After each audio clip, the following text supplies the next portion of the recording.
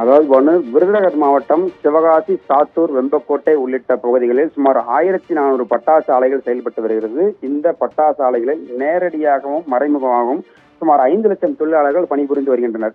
இந்த நிலையில் மாவட்ட ஆட்சியர் தரப்பில் தொடர்ந்து பட்டாசுக்கென தனி கட்டுப்பாடு என்பது உள்ளது. குறிப்பாக வருவாய்த்துறை, காவல்துறை, தீயணைப்புத்துறை சார்பாக ஒவ்வொரு பட்டாசு ஆலைகளிலும் விதிமுறைகள் மீறப்படுகிறதா குறித்து ஆய்வுகள் என்பது நடத்தப்பட்டு வருகிறது.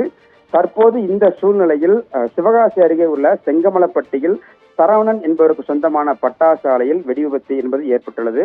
இதில் 50 பணியாளர்கள் பணியில் ஈடுபட்டிருந்த போது ரசாயன கலவையில் ஏற்பட்ட உராய்வு காரணமாக வெடி விபத்து ஏற்பட்டதாக முதற்கட்ட விசாரணையில் தெரிய வந்துள்ளது.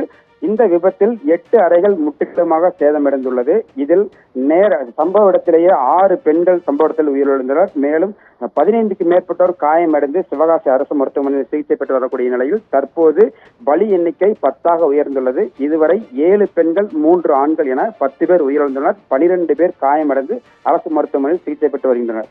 சம்பவ இடத்தில் தென்மண்டல சரக டிஐஜி ஆய்வுகளை மேற்கொண்டார். மேலும் மாவட்ட ஆட்சியர் தற்போது வருவாய்த்துறை அமைச்சர் KKSSR ராமச்சந்திரன் பாதிக்கப்பட்டவர்களை நேரடியாக சென்று ஆய்வு மேற்கொண்டு வந்திருந்தார்கள். தொடர்ந்து இந்த விபத்து குறித்து உரிய நடவடிக்கை எடுக்கப்படும் எனவும் விதிகளை மீறுகள் மீது கண்டிப்பாக நடவடிக்கை எடுக்கப்படும் எனவும் வருவாய்த்துறை அமைச்சர்கள் தெரிவித்துள்ளார்கள்.